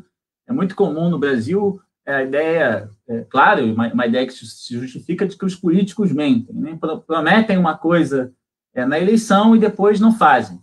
O Bolsonaro, ele sempre jogou limpo o seu jogo sujo. O Bolsonaro disse na candidatura que ia fazer tudo isso, disse o que ele achava dos negros, das mulheres, dos pobres, do sistema democrático. Ele não disse o que achava da ditadura, disse o que achava do Ustra, da tortura, Já disse há tempos atrás que o Brasil, para ter jeito, precisava matar pelo menos 30 mil, né? Ou seja, o Bolsonaro avisou, né? Disso ele não pode ser acusado, pode ser acusado de muita coisa, né? Disso não pode ser acusado, né? E esse pronunciamento dele tem um caráter genocida, né? Quando o Bolsonaro diz para as pessoas irem para as ruas trabalhar, né? É um presidente da República falando, né? E que isso toca em pessoas que, de fato, estão desesperadas, né? E algumas das perguntas tocaram nisso, né? Boa parte da classe trabalhadora ou está impelida a trabalhar porque os seus patrões os convocaram, né? Mesmo não sendo atividades essenciais, e tem o risco de serem demitidas se não forem, né? E a gente não precisa falar só dos patrões, digamos, no sentido da iniciativa privada, né? Os bancários do Banco do Brasil estão tendo que trabalhar atendendo as agências, atendendo em agências muitos velhinhos, muitas senhoras, né? E colocando a sua vida em risco, né? E muitos trabalhadores vão com medo da demissão, né?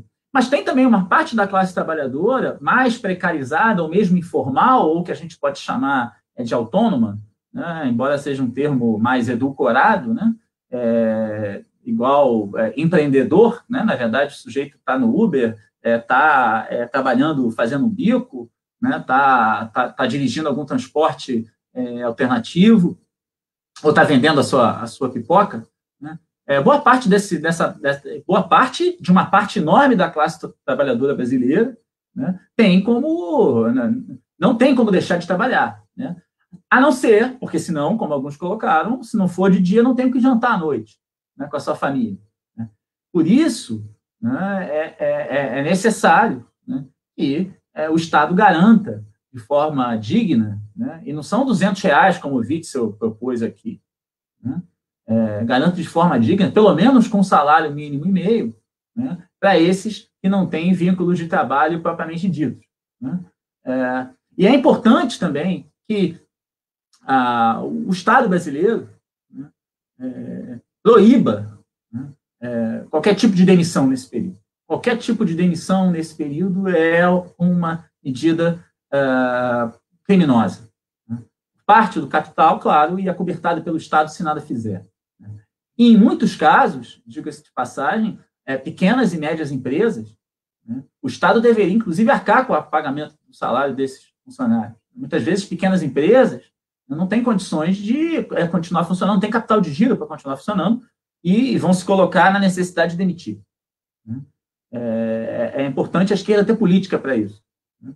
Porque há dinheiro, né? Há muito dinheiro, há o mito, o dogma neoliberal de que nunca há dinheiro, não tem de onde tirar, né? O dogma da austeridade, do déficit, um dogma quase inquestionável, é mais inquestionável do que a virgindade de Maria, né, dos cristãos. Então, ou seja, é necessário, né, ter política para isso, né? É necessário que a esquerda exija isso do Estado brasileiro, mesmo diante de um governo, né, que a gente sabe que tem outra proposta, e mais, né? É fundamental que uma série de aspectos sejam tomados urgentemente, né, pelo Estado brasileiro, né, sob risco de um verdadeiro genocídio, né, de uma parte enorme da população, né. O discurso do Bolsonaro, né, é um discurso que vai levar, possivelmente, milhares de pessoas à morte, né, pessoas que ou porque acreditam nele, e, portanto, vão acreditar que é só uma gripezinha, né, ou pessoas que estão vendo o presidente da República falar e precisam do seu sustento e vão trabalhar, né. Isso é um crime. O Bolsonaro está cometendo um crime, poderia ser, inclusive, considerado, né, um crime contra a humanidade. E é também criminoso, né, aqueles que hoje aparentam algum tipo de oposição ao Bolsonaro, né, como Witzel, como Dória, né, como outros, que, enquanto, por um lado, dizem que as coisas não devem voltar ao normal, o que é positivo, vamos ser claros, mas, ao mesmo tempo, né, se articulam, né, ou para propor migalhas para alguns trabalhadores desempregados, né? Ou pior ainda, para cortar salário de uma série de trabalhadores, né? Que não vão ter como continuar em casa, né? O isolamento, quiçá a quarentena, o Gilberto falou do isolamento, mas talvez a quarentena seja uma necessidade urgente, né? Pode ser que a gente chegue nessa situação, se é que já não está, não sou especialista nisso, não tem como apurar esses números, como um sanitarista poderia fazer, mas talvez seja o caso, né? E, de modo algum, essa quarentena, né, servir de pretexto para saídas militarizadas, né, mesmo dos supostos opositores do Bolsonaro, né? E não adianta uma quarentena em que as pessoas vivam na penúria, no sofrimento, né, e que saiam dela com menos direitos do que entraram, com já parcos direitos que nela entraram, né? Então, a esquerda precisa apresentar propostas, já está fazendo isso, né?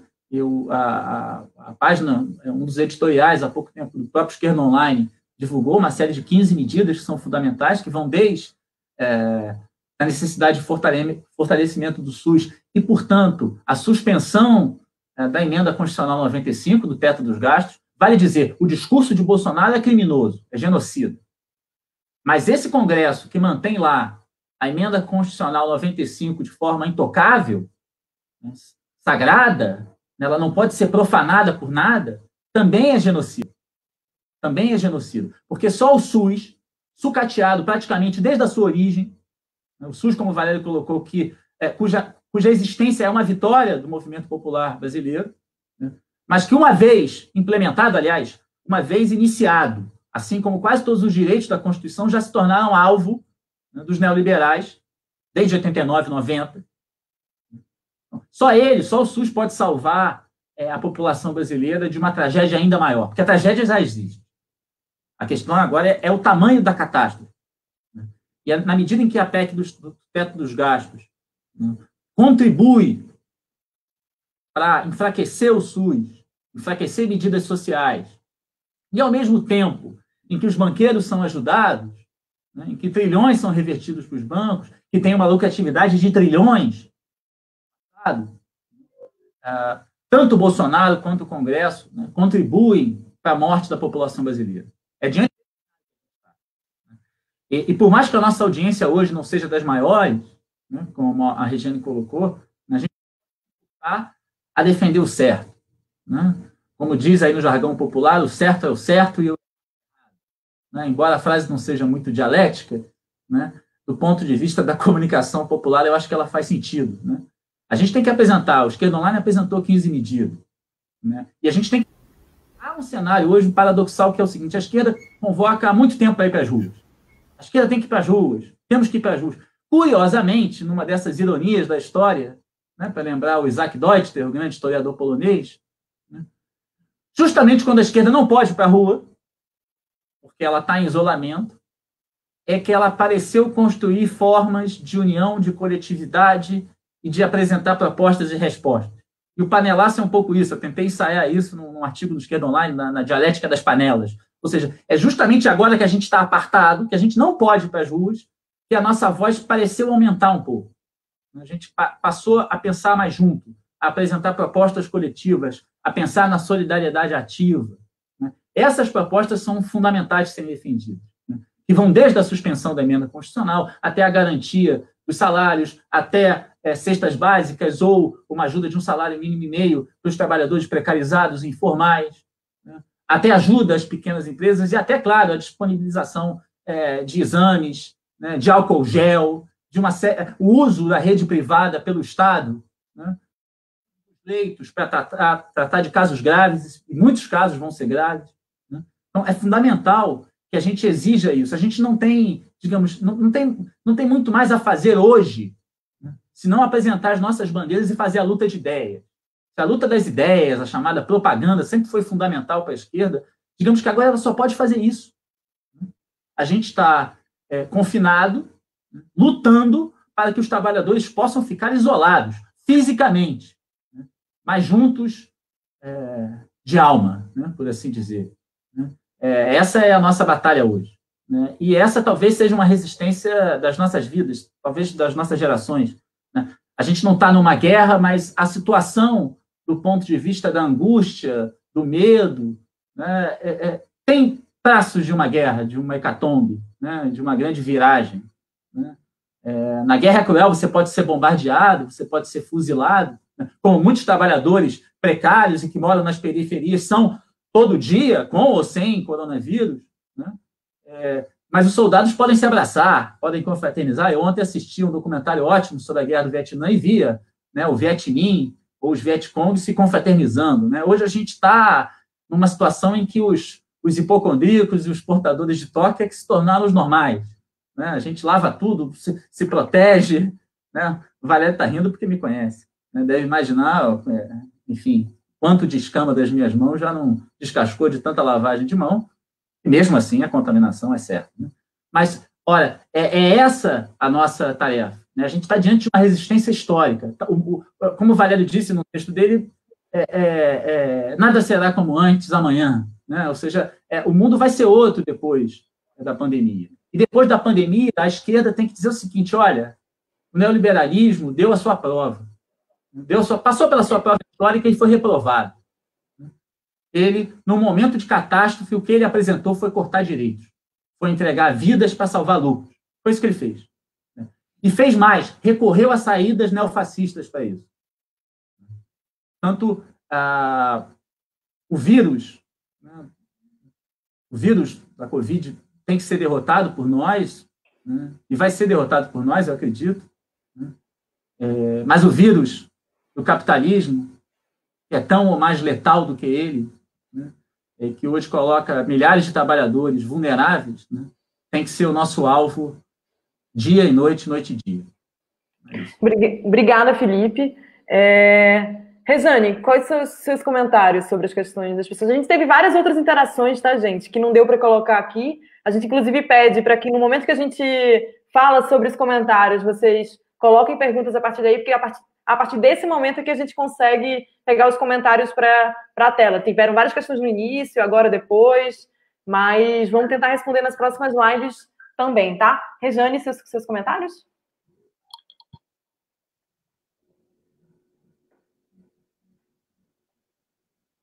Mute.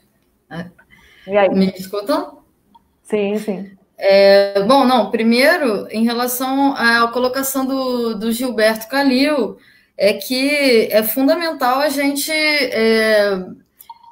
entender, e aqui eu queria recomendar o canal do Átila Yamarino, né, que é um cientista, virologista e um dos mais importantes divulgadores científicos em relação ao coronavírus e à Covid no Brasil, né? Então, eu queria recomendar a todo mundo assistir os vídeos, as lives dele, que não vão ser milhares de vidas, vão ser milhões.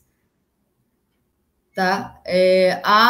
As projeções mais otimistas são de pelo menos 1 milhão de mortos no Brasil.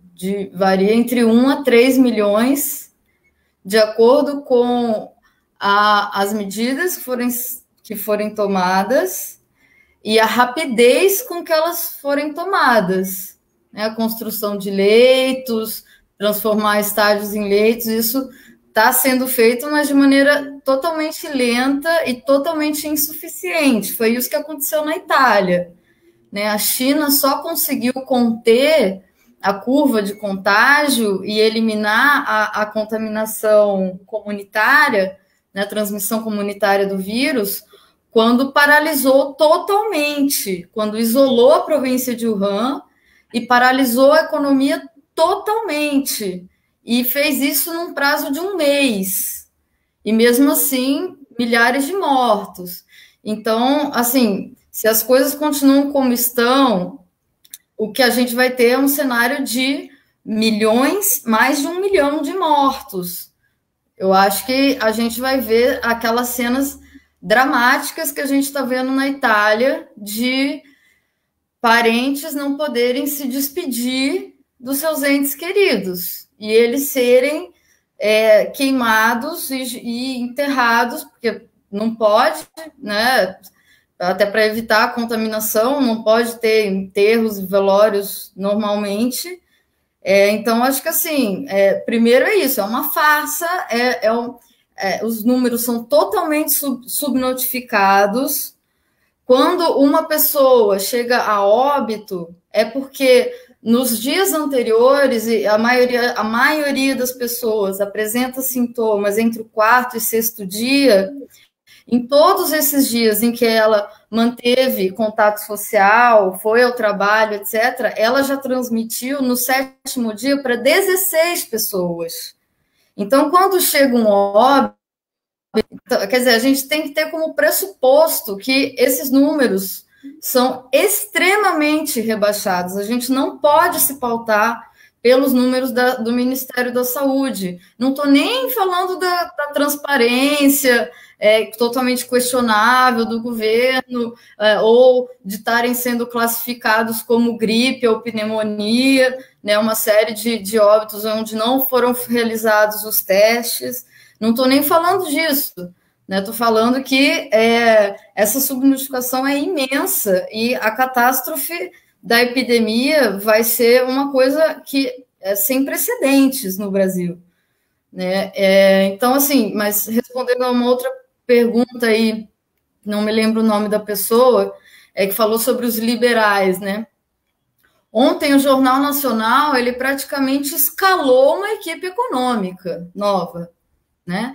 E não é à toa que a gente viu Armínio Fraga no Roda Viva, cotadíssimo, ou então a Mônica De Bolle, né, que até há pouquíssimo tempo atrás escrevia um artigo atrás do outro, afirmando que na América Latina o problema do desemprego juvenil era causado porque o Estado daria demasiada atenção aos idosos e por isso era necessário aprovar a reforma da Previdência, né? A gente não pode esquecer isso. O passado de todos esses que agora estão defendendo medidas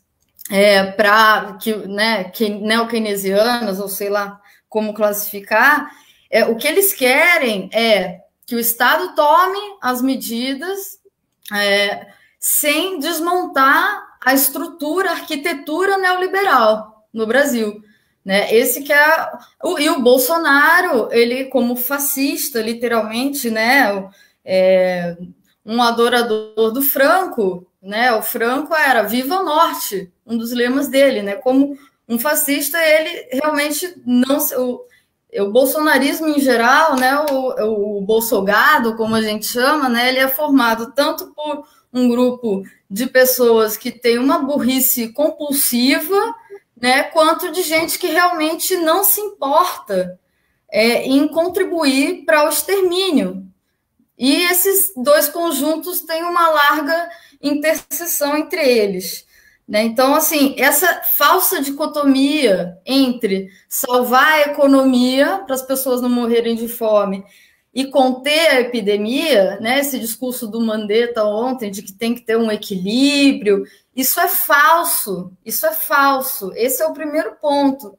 A gente tem que demonstrar que isso é uma falsa dicotomia. É preciso e é possível conter a epidemia, mitigar substancialmente o número de mortos no Brasil e com as medidas, primeiro, para garantir que as pessoas tenham um sustento básico nos próximos meses, e não serão poucos meses também, né?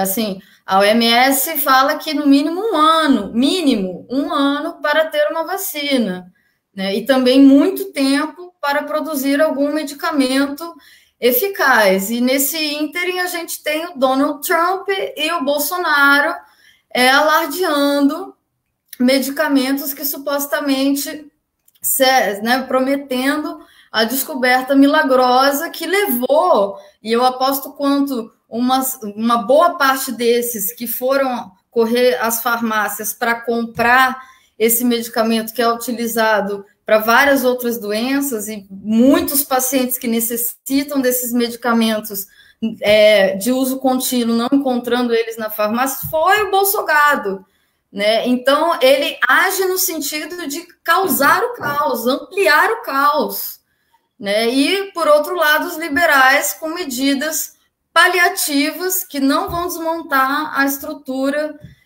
neoliberal. Eu acho que vai cair a PEC do teto de gastos, inevitavelmente, ou vai cair ou vai ser congelada, porque não há como. Só que o programa das contrarreformas, ou não voltar atrás nas contrarreformas já feitas, como a trabalhista, que é o que levou a maior parte da população a estar na economia informal, elas não vão ser revertidas para esses liberais, né? Então, acho que isso é disso que a gente está falando, de uma calamidade, e a gente tem que se preparar para o pior. Obrigada, Rejane. Valério, o que é que você poderia comentar para a gente em relação às colocações do pessoal que está em casa?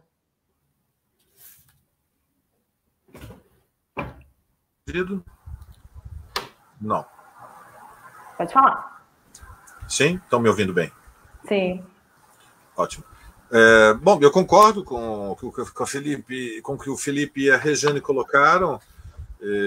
Queria fazer um comentário final alertando que, assim como a situação fundamentalmente se alterou da semana passada para esta semana, nós devemos levar seriamente, considerar seriamente a perspectiva de que ela vai se alterar novamente nos próximos dias, na próxima semana. Infelizmente, nós estamos vendo que a curva ascendente da contaminação se acelera e nós teremos o impacto dos óbitos.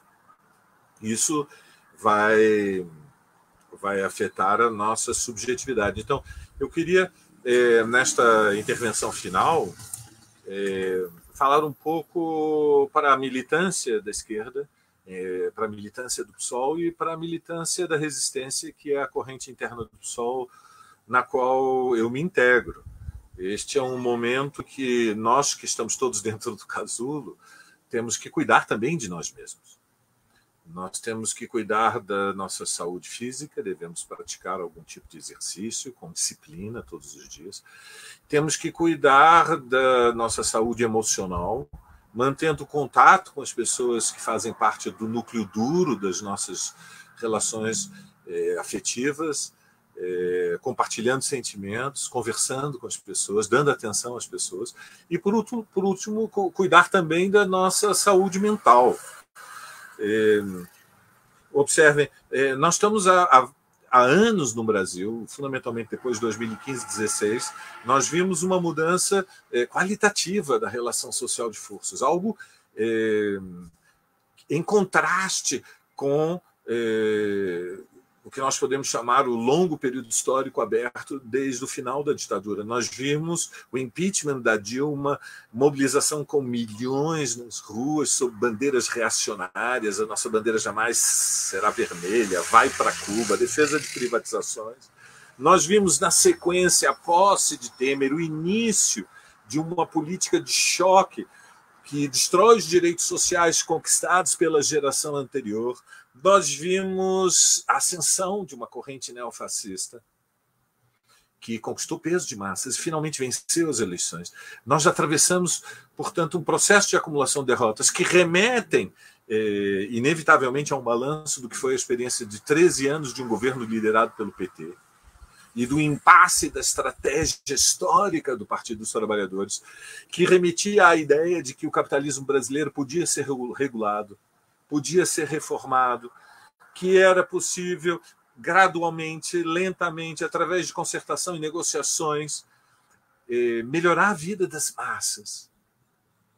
Um período histórico em que ocorreram algumas reformas, mas nós estamos vendo também com que velocidade as reformas progressivas do governo Lula estão sendo destruídas neste menos de um ano e meio do governo Bolsonaro. Então, toda esta conjuntura de acumulação de derrotas, ela incide sobre a consciência da militância da esquerda em geral e da militância da esquerda radical, aqueles que estão nos sindicatos, no movimento de mulheres, no movimento negro, no movimento estudantil, nos movimentos populares.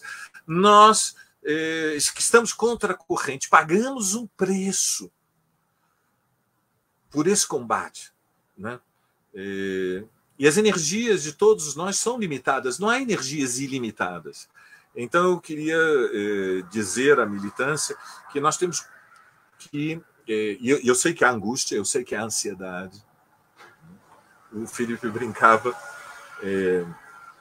sobre a hipocondria, mas eu levo o tema realmente muito a sério.